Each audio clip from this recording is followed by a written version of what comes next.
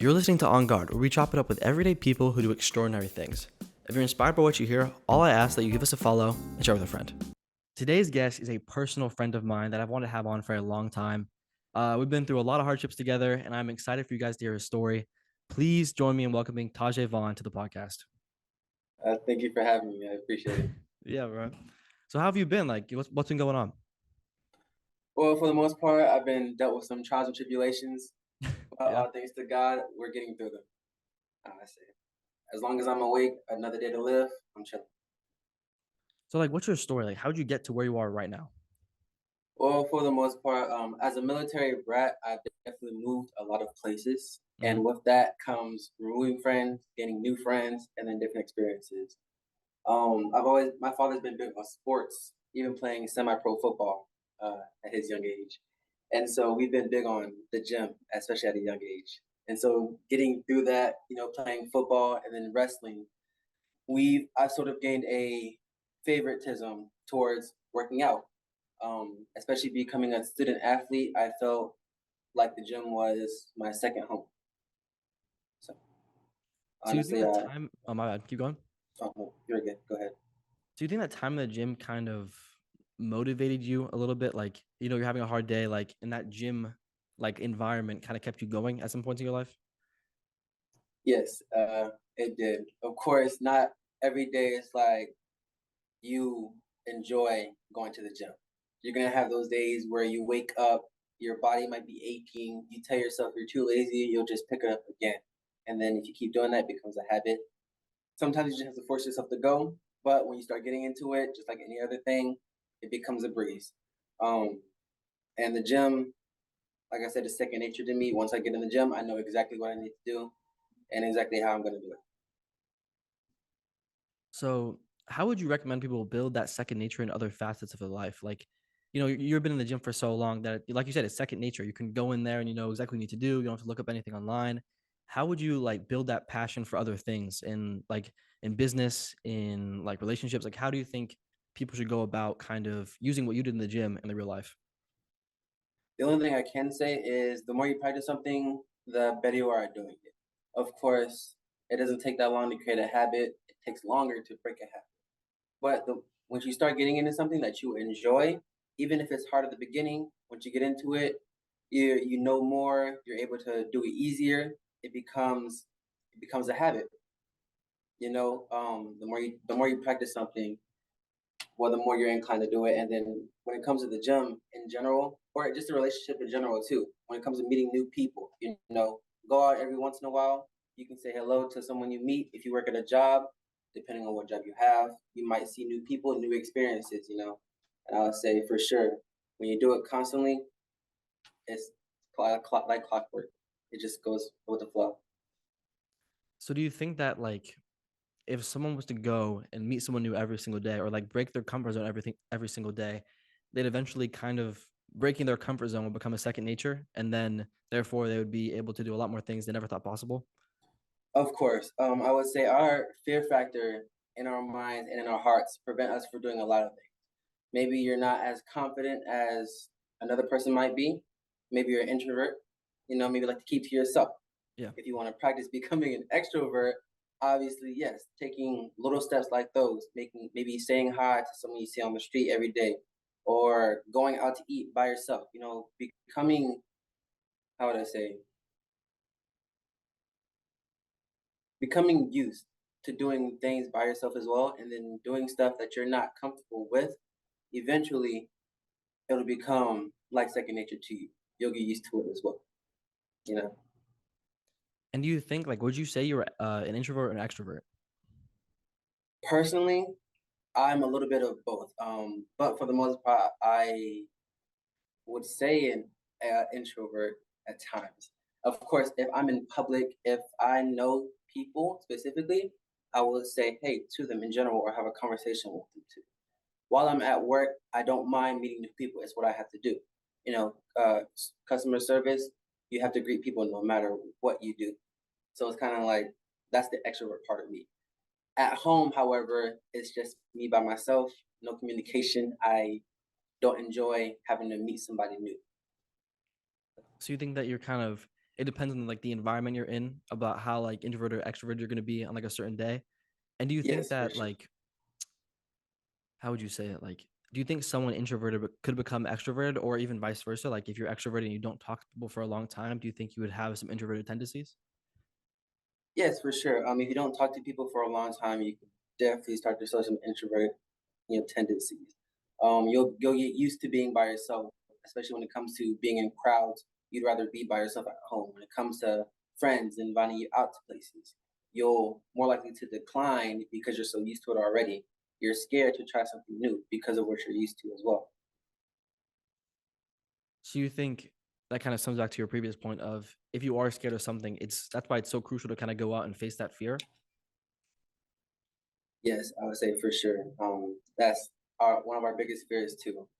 Whenever we don't know what to do about something or how to fix it, we go back to something we know how to do in general. If I can think of an example as well, any expertise that requires knowledge. Let's say making a bed, simple bed. You know, starting out, you had maybe your parent or like a sibling show you how to make a bed. If you didn't know how to do it, however, you were afraid of doing it wrong, which would involve normally at least a consequence. At least that's what you might have thought. But the more you constantly do it, the easier it becomes to the point where you can even teach someone else how to do it. So do you think you enjoy like the way to face your fears to get good enough at something that you can then teach it? Because you kind of solve both problems with one kind of lesson. Like you could teach a lesson to yourself and then go ahead and teach that lesson to other people and kind of reinforce what you already know. Yes, for sure. I've heard a statement before too, and I do believe it is definitely accurate when it comes to certain things. When you get to the point where you have enough knowledge and intelligence about a certain topic that maybe is so complex that other people don't understand, and you can explain it to them in simple terms, that's when you know you have an expertise in that subject as well. So would you say after years in the gym and wrestling and sports that like your expertise is in like how the human body works and how to kind of build muscle in an effective way? To a certain extent, yes. I started working out when I was 12, and through that time, I've done Pee Wee as well. I've done, middle school football, wrestling as well, and then track and field too. And through my experiences, I have learned how the human body fluctuates to a certain extent, of course. As just like any other human, there are plenty things that I can learn and that I'm still learning myself. But once I learn them, I'm able to teach other people that as well. But with my current knowledge as well, I'm able to teach people small ways of improving their body every day. Do you think that's kind of why you started your business? Like, is that what kind of motivated you to help people do the same thing that you did, but also kind of through your experiences, you probably failed. You know what I mean? I feel like everyone when they first start out, they do fail in some way, and that's kind of how you learn. So do you think that you can take your lessons and like we talked about before, kind of like teach people how not to fail on the first time? Because I feel like a lot of going to the gym is you get there and then you're lost, you're confused. But like you said, you don't like after being there for so long, how could you feel that way? So do you think you can kind of help people break past that like initial barrier and therefore like actually make progress in the gym without like burning out like so many people do? I think I'm very confident in being able to help people reach their goals in the gym as well. And for the most part, like I said before, I have enough knowledge to where I can teach people or get them to gain the confidence to, if they need to or want to, go into the gym and then help themselves. Some people, they don't go to the gym because they don't know how to use the equipment, or they're afraid they might embarrass themselves by doing a certain exercise wrong. They don't know what they want with their body or how to do it as well.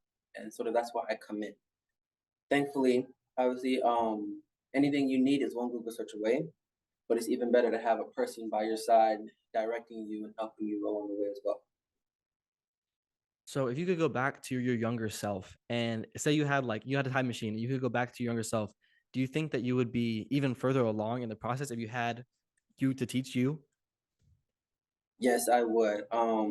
As a young kid trying to lift heavy weights, I've sort of injured myself in a way um, that I'm dealing with now or trying to recover from now. And I think that if I had a proper coach or lifting coach in general as I started my gym life, then I would be better out currently, yes. And if I had the knowledge I did then, I'd be bigger now. And what if, like, regardless of the gym, like, if you could go back and give yourself some advice just about life in general, or what's to come that you don't like, hindsight's 2020. What kind of motivation could you give yourself to, push through some of the hard times? The biggest one I can give my younger self, especially, is to believe in God.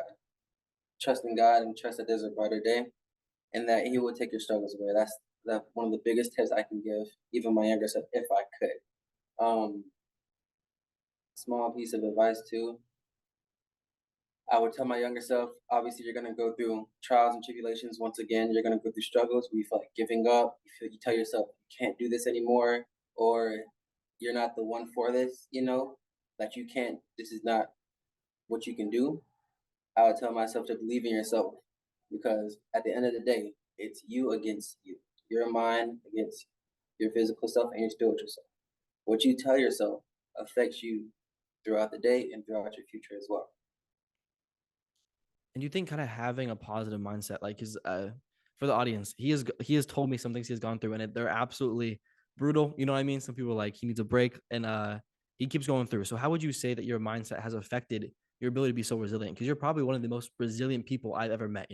Every day it seems like you're telling me something that happened that I would struggle like to cope with and keep moving forward and pushing past it. But you continually, like, month in, month out, are able to, pick yourself up and just keep going. You know what I mean? Like, how would you say your mindset has affected your ability to do that? Because we've had the talks where it's been, man, like, it's getting really tough, and there are days we have to pick each other up. But how would you say, like, internally you can do that without having to rely on someone like, the relationship we have? So, of course, if you can, it is very helpful to have a friend that you can rely on in times of need because obviously bottling up everything that's inside of you will eventually damage your mental and physical self in the future as well. Um, as every other human being, especially in current times, we go through our own situation. Somebody's maybe worse than my own currently, but in our own way, we have to deal with what we go through in life. And internally, for sure, internally, I believe there comes a point where you might go through something where even if you tell yourself this will get better, you won't believe it. That's where the outside experience comes in. Obviously, your environment plays a part in that too. Um, it can change your mood depending on how it is, but eventually you just have to keep telling yourself you have to keep pushing. At least giving it 1% if you need to every day, but as long as you strive for 1% improvement, even if it takes a day, a month, even a year, eventually you'll be back on your feet. You'll be able to get better as well. Of course, I would say you'll definitely want to give up. You'll definitely have that experience or event in life, maybe a loss in the family, or something that happens outside of your control. We all have our moments like that, but at the same time, you gotta realize if it's out of your control, there's no point in stressing over it as well. It'll get better as long as you believe it will. So do you think, like, that kind of reminds me of a frame of, like, mental frame I really like, and that's the rule of 10% days. And the way it goes is, like, say you're having like a really just like god awful day, like, just, everything's going wrong. You woke up on the wrong side of the bed, like, stub your toe instantly, like, just it seems like everything is stacked against you. You can kind of take yourself out of it for a moment and use the rule of 10%, which is basically if you did the same thing every single day for a year, no matter what, 10% of those days would be bad and 10% of those days would be good. So you can kind of be like, okay, today might just be a bottom 10% day. And if you do the math, I think it's like three of each per month. So, you're going to have the good days. Like, no matter what you do, say, it's just a little above average, it could be a top 10%. And you cherish those. And then, when, it's like raining and you have to work outside for 6 hours, you can go, okay, there's the bottom 10%. And then tomorrow there's, like, the odds of it being back to back are so little. And I think, like you said, if you can make a 1% effort every day to get better and feel better, you're going to, in the long run, like, 1% over a month is 30% better. And then, like, think about, 3 months is 90%, and then, that's 100% better. And like, I think people need to think on a longer time horizon. Like, you think in years. And a lot of people, I feel like, don't have the ability to kind of see past the week. and they can't see past the week, they are weak. That's why. So Yep. I just think, and the same thing is for the gym, like, with the clients you've worked with, if they can't think past, the 3 month starting seeing progress, or they think, they like, there's no cheat code to life, business, working out. It doesn't exist. So how would you like personally deal with people who want the fast results, want the everything now and now? Because I think in our society, it's so easily given. So how would you kind of tell people that because you work with a longer term project, you work with your clients until they're happy with their body, which is, as anyone goes to the gym knows, never. So Yes, how yes. would you kind of, one, fulfill that satisfaction, while also, two, being able to let them know that, it's not instant, and there's no gratification. Like, well, there is gratification, but not short term. Yes. Obviously, that's another delayed gratification. But for the most part, in all my experiences too, from what I've experienced as a trainer and just what I've seen in the gym too, um, I would say when you're starting a habit, the earlier times are hard. Let's say you're working out too. You're a beginner. You're fearful of a lot of things too. There are 3 quarters. There are about 4 quarters over the year, 3 months for each quarter as well. Maybe the first quarter, you're just getting into it. You might dilly dally a little bit. Maybe you go 3 days a week. Let's say you try to go 6 days a week. Maybe one week you go the full six. Then the next week you go maybe two. Other week you go three. Next week you go four.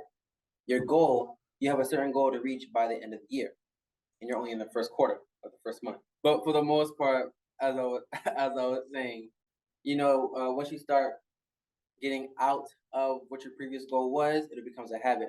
But let's say that first quarter, that first month is difficult. Second month is difficult, but maybe about 80%. Maybe the third month as well. You're almost done with the first quarter, maybe about 70% difficult. At this point, you've done 90 days. It may not be consistent, but you at least gone to the gym over the span of 90 days. Now you're in the second quarter. You have to look forward, you have to look towards the future. Every time you're in the gym, every time you don't want to go to the gym, you have to think, where do I see myself by the end of this year? What is my goal? And what do I have to do to reach that goal? Use that as motivation. That's at least what my advice too as well. Use that as motivation every time you go to the gym and every time you want to give up. If you give up now, you're not going to be able to reach your goal. If you stop now, you're only going to be disappointed in yourself at the end of the year. And then redoing it again, creating another bad habit as well. So do you think you can kind of use the frame of not disappointing yourself? Because I feel like as humans, we are our own biggest judges. Like, we judge everyone else. We judge everyone else, obviously, but I feel like a lot of people have self-doubt problems. I think I was talking with a client the other day, and they were talking about how they were losing doubt in themselves because they were only doing, well, actually, I want to touch on this as well because basically I had a client and they were talking about how they were only doing 10 outreaches a day. They did it for 2 weeks and they wanted to give up. And I told them, I said, I do what you do in 2 weeks in a day. And they were flabbergasted. They thought they were doing, insane amounts of work. And I think it's a lot of it is perspective. And, I did the math where I was like, if we both did this for a year, you would have this many outreaches and I would have this many. And it completely trumped her because she thought, 2 weeks was a long time to work on something. No, like you've been working your body for how many years since you were 12? So that's Yes, like, so about almost 8 years now. yeah. So like, think about, if you go back to outreach, if you did outreach for 8 years, there is a very low percent chance you would not have, one client, two clients, someone like that. So people, I think they need to kind of understand that if you're not thinking in years, and I feel like as we grow older as people, years seem shorter, like I feel like going from the ages of like 13 to 18 took forever, but I'm 20 and I feel like it's just like that. So I think, I don't know, I feel like people can really take what you said, and like if they can actually process it, they're gonna have they're gonna have an advantage over other people because they'll be able to, one, think in years in terms of their body, and also like mentally with whatever they're struggling with. Like, the struggles we have today aren't gonna matter, in even 3 months. Sometimes people, I mean, there are longer term problems, of course, but Of course. the things week to week, the 10% days, that the 10% days that bothered me last month, I have no idea what they were. Like, exactly. So I think, and I think we can take that and kind of use that frame and like what you said to maybe even motivate ourselves, and like you said, be your own like biggest fan, but while also like kind of understanding not to disappoint yourself in the future. I would like to touch on that point as well too. our how do I say, our viewpoint on time obviously depends on the perspective as well too, but it's very weird in a way. Um, let's I'll say let's use South Carolina's weather for example. Sure. Last week, right? Last week we had a cold front come through technically, where when you woke up and maybe it was like 4 o'clock in the morning or 5 o'clock in the morning, it was like 33 degrees, and then this low was about 60. Then the following week or the following day after, the high was back up to 80, lowest being maybe 60. Just like how quick that weather can change, our perspective on what we're going through at the time can change as well. Something you may go through, let's say it lasts over a week or a month, in a year, or maybe a few months down the line, or a few years down the road, you're going to be looking back on that moment and then think, wow, look at where I was then, look at where I am now. And you'll see the difference in one, your mood, two, maybe your environment might have changed. Then you reflect on your mood and how you felt at the time versus now. You know, you might think of it as an event that happened in time, where at the time you could be stressing, you know, thinking about how you're gonna last the very next day, thinking about how you're gonna get this stuff done the very next day.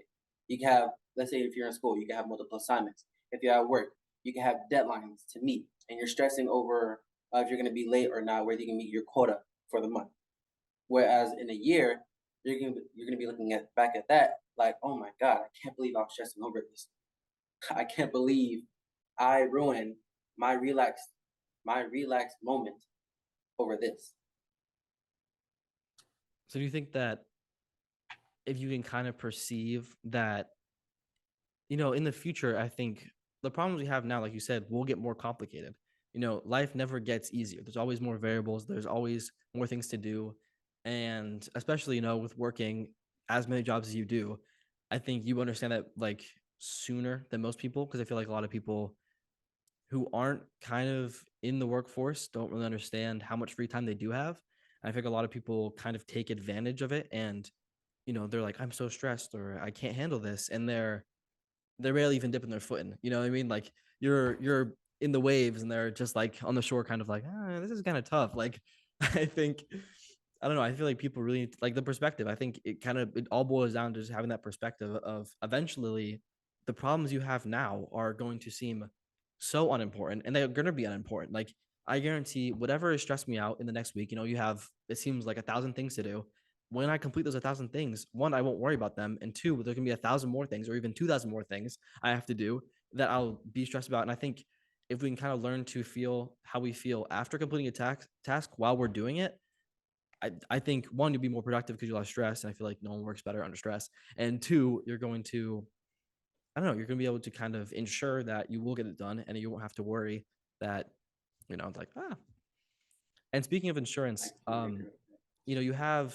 you are working in a niche that is difficult to ensure results because it is a lot of user oriented. And as you know, a lot of people are lazy. Like just even people who are very motivated and driven can have lazy days. Like I think I would like to consider myself a driven person, but there are some days I wake up, I'm like, wow, I do not want to move a muscle. I'm exhausted. Yesterday was a lot, but how would you say you can kind of ensure your client's success or make them feel like what they're going for is attainable? Because, if you're, say, 300 pounds, it's going to be difficult to perceive yourself if you've never seen yourself, under 200. So how would you kind of ensure success, whether it be in the gym or also in real life? It might sound bad, but starting out too, if someone has a goal that they think is impossible and you want them to be motivated to achieve it, you would sort of provide them with what's called a false hope almost. A false hope that's truthful enough to get them motivated to where they're like, oh, okay, this seems very simple and I can do this, you know. If someone, I would say if someone is 300 pounds, of course, as a trainer as well, I will explain to them the course of what we'll be doing, how long we'll be doing it, and then I'll explain to them how we're going to get them from here, point A to point B. And of course, 50, I would say about 30% is on the person, the client itself. Other 70% is on me as a trainer, because my job is to make sure their mental and their physical state is relaxed and happy and then ready for some more. If by the time they're done with the if by the time a month finishes up and they don't want more, then I know I need to do better work as a trainer. So you're saying that you can kind of, if you can apply this to life as well, if you can kind of plan out how you're going to go about a goal, you're going to have a much higher success rate. And then I guess for people who aren't in the gym and don't have their own, personal life coach, they have to kind of act as their own. And if you can kind of place yourself in a frame where you are coaching yourself, like, do you know the Solomon paradox? Say again? The Solomon paradox? No, what is it? I see people give others better advice than they give themselves. Like, say we're in the exact same situation, I would give you some advice that could greatly help me out, but since it's not towards myself, since I'm out of the perspective, I can easily give it to you, and the problem seems so simple to solve. But if I was in that exact same problem a week later, I'm going to be like, I don't even know how to start. So do you think if people can kind of use that to say they are in the gym and they're like, I don't even know where to begin, if they could act as, their own trainer, be like, okay, how would, as a trainer, would I go about helping my client? In that case would be themselves. Let's use the term planning. Obviously, in life as well too. When people plan stuff, they're better organized. They're able to see what they need to do down to the tiniest details. That way, once one of them is done, cross it off. They don't have to worry about it.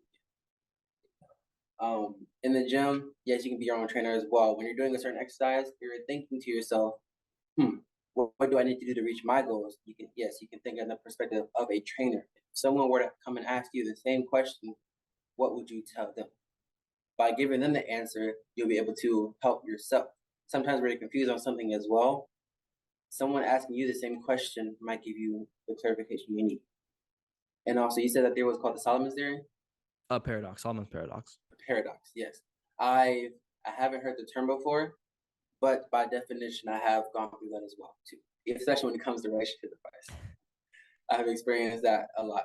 Yeah, I mean, I think everyone has, and I think if you go about that, I think there's also kind of a caveat to it because, like you said, like you are a personal trainer, and there is a big need for people like you that want to help other people, be more in shape, be more, like literally live better lives because you have, like I said, the 300-pound person that doesn't want to be 300 pounds anymore, but like they can't even get up by themselves. And it's okay. I feel like a lot of people will kind of feel embarrassed. They feel ashamed of not being able to start, but there's motivation to everyone, and I think you can kind of give them that positive reinforcement because they have self doubt. They look at your body, they go, "Wow, I don't even know how I got here." And if you can be that, if you can be their own self for just a little bit, and I think you kind of build one, not only you ensure quality service when you're going out of your way to really just like not only act as a personal trainer but as a friend. Because if you like, for the audience again, Tazhe is who got me in shape. Like I remember we were on a run one day. I was like, dude, like I need to have muscles, and he's like, I got you. And lo and behold, a year later, like best shape of my life. So I think just having a friend, and it's so powerful to frame your business as a friendship rather than a business. Because if you want to help people, of course you're gonna make sure you help them correctly. Like, why would you ever, like, you don't ever want to like. I know as a person, you would never want to scam someone out of anything. You would never want to hurt them anyway. You wouldn't want to, gotcha. Like you don't want to do that. You want to help. And if someone, like you're very flexible, like you, I think having that mentality and, giving not even false hope, like you said, I think giving someone, it's just giving them confidence. It's not false hope because you can get them there. Like it may seem a little far fetched, but I mean, if you would have told me a year ago that I would have had, 225 on bench, I would have been like, no fucking way. I would have absolutely not believed you. So I think it's just important to kind of like accept that. And then if you go into business as a friend to them rather than, looking to take their money, I think, friendship first, money second, really. Of course, yes. Um, I agree with the statement as well. When if because obviously this didn't start as a business idea as well. I genuinely enjoy helping people reach their goals. You're an example, and I have coworkers and friends who can vouch for that as well. If me as a trainer, I enjoy meeting people or I enjoy helping them. once I get to know them as well. If you want to reach your goal, cool. We can talk business later. Right now, as a friend, I want to help you reach your goal. Um, an example of that too. I was in the gym one time working out. I think it was around 6, 7 o'clock ish, and I was talking to one of my old friends. That we went to high school together, and a mother and her daughter came up. Her daughter was still in high school, I believe, maybe a junior, or sophomore, junior, or senior at the time. And the mother had asked us, both of us at least, hey, do one of you guys think you can help us with bench press? We were by the Smith machines at this time. And I volunteered automatically because, once again, I love when someone shows interest in working out or wanting to better themselves. So, of course, I was eager. I already said yes.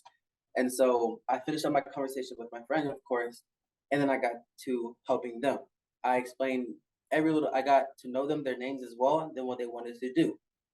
The daughter wanted to get into a lifting program that her school has as well.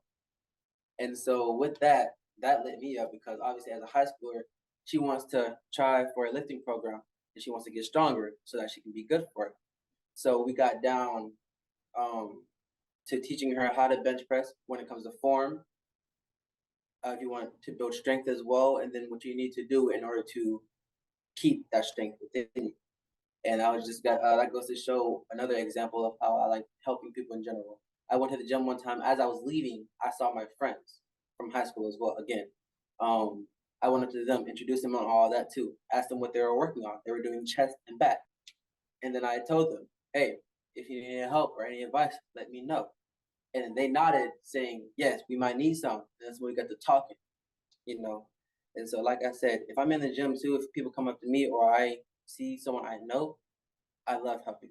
That's one thing I love, and that's one reason why I want to be a trainer.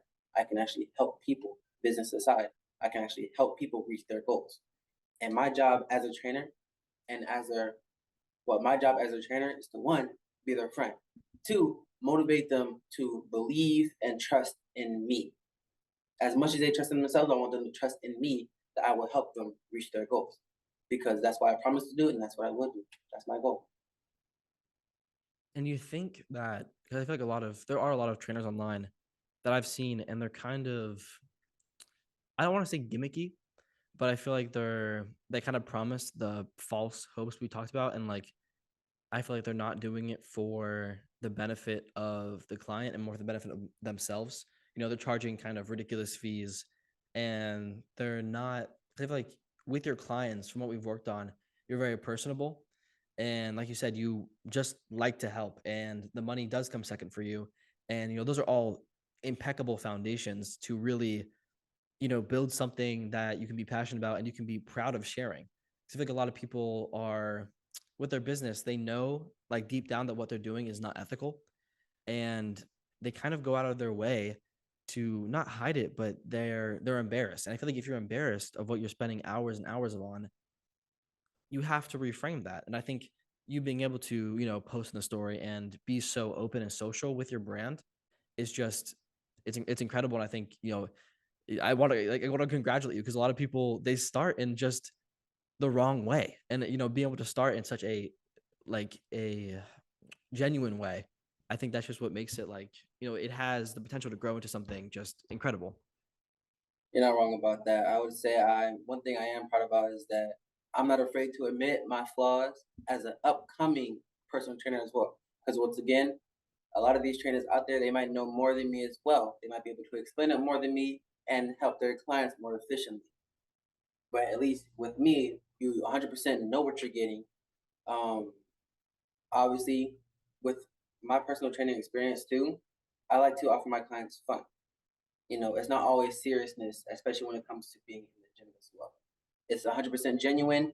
If I can't help you with something, then I'm honest about it. I'm not gonna lie to you or give you some false hope that I know it's out of my capabilities. It's out of my hands. I'm always upfront as well too. And I would say for sure, I've definitely seen some of these social media fitness people, and I question their methods as well because if you're not a personal trainer, to as a personal trainer, once again, this is to what I feel a personal trainer should be, since I'm just starting to get into it. But as a personal trainer, I feel like your main goal is to help someone reach their goal. You should be happy when your client is happy as well.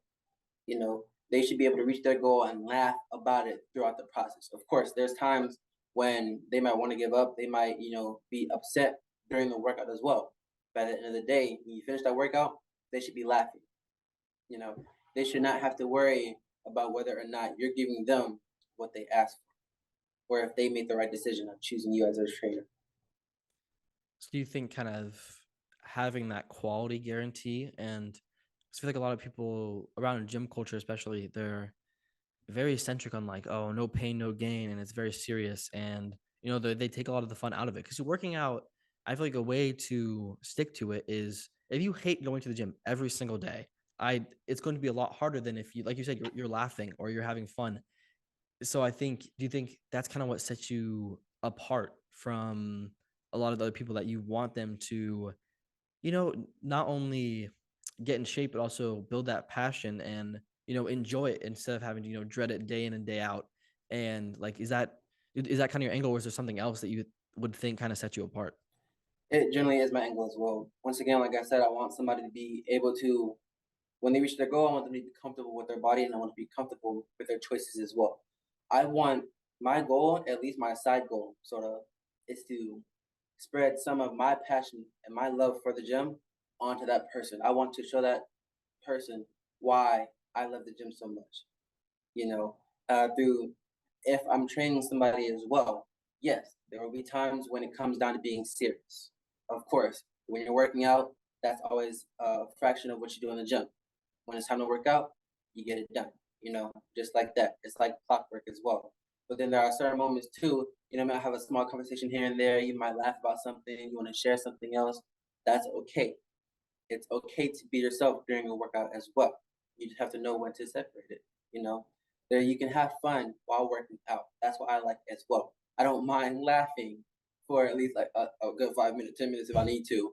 During the workout, it shows me that you're getting more comfortable with me, and you're getting more comfortable with yourself to be in a public environment and acting like you're comfortable. You know, I'd rather have someone laugh as loud as they can than have someone quiet during the whole workout. It shows me that they're still breaking out of the shell. And once they're out of that shell, then I know, okay, this person has built up a passion, some self confidence, some self esteem to do this by themselves when we finish this program up. With your gym business and with your fitness business, I think it's important to, because there is a lot of, I think it's called like gym security, or like, insecurity in the gym, and being able to not only act as a supporter for that, but allow people to be able to go by themselves. I think that's why, you know, you going out of your way to either, personally support them in the gym or finding someone who can, just kind of adds that another touch of personality that you already incorporate so much of into your business. And I think, I don't know, it's fantastic to hear, and I just want to thank you for coming on. Really, it's been a wonderful talk. I hope you all the best, really, in all of your endeavors. And if you're listening to this right now, please go check him out on any socials. I'll link them below. And yeah, thanks for coming on, man. It's been absolutely fantastic. Thank you for having me. I appreciate the talk.